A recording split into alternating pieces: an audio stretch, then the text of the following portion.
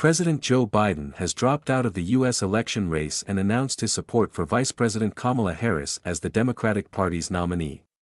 This decision puts the party in uncharted waters just a month before the Democratic National Convention, where their choice will be confirmed. Is Biden still the U.S. president? Yes, he has only ended his campaign for re-election on November 5. He has pledged to remain president until his successor is formally inaugurated in January. However, senior Republicans, including House Speaker Mike Johnson, are calling for him to step down now. Is Kamala Harris now the Democrats' presidential candidate? There is no guarantee that VP Kamala Harris will simply take Biden's place as the Democratic nominee for president. While Biden endorsed Harris, it is up to the delegates to decide who they will back. Harris, being on the same ticket as Biden and having his endorsement, is the most likely pick. As North America editor Sarah Smith writes, the party appears to be coalescing around Harris, making her an unassailable candidate as no serious challengers are emerging. This situation is unprecedented in modern times. The last incumbent U.S. president to abandon their re-election campaign was Lyndon Baines Johnson in 1968. Could other candidates come forward, and how will the nominee be chosen? With growing calls for Biden to drop out in recent weeks, several potential replacements have emerged. Michigan Governor Gretchen Whitmer was considered a candidate but has since stated she will not run. After Biden's announcement, she pledged to support Democrats and oppose Donald Trump. Other rumored replacements, like California Governor Gavin Newsom, Transportation Secretary Pete Buttigieg, and Pennsylvania Governor Josh Shapiro, have rallied behind Harris.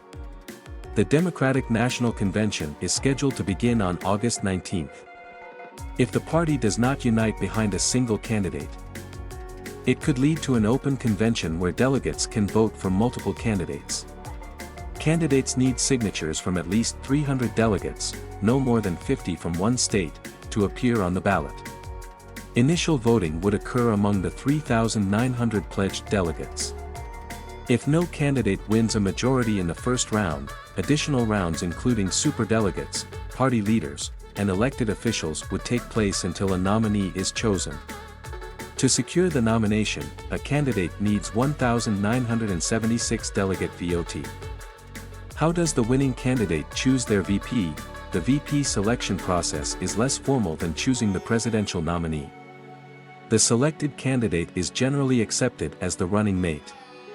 If Harris becomes the Democratic nominee, potential running mates include prominent Democrats like Shapiro, Illinois Governor J.B. Pritzker, and Arizona Senator Mark Kelly. The running mate would become the vice president if Harris wins office.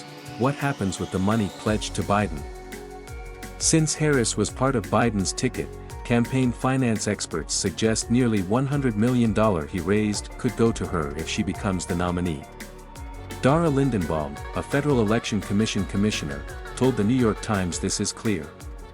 However, Republicans plan to challenge the transfer, noting Biden was not officially the nominee when he dropped out.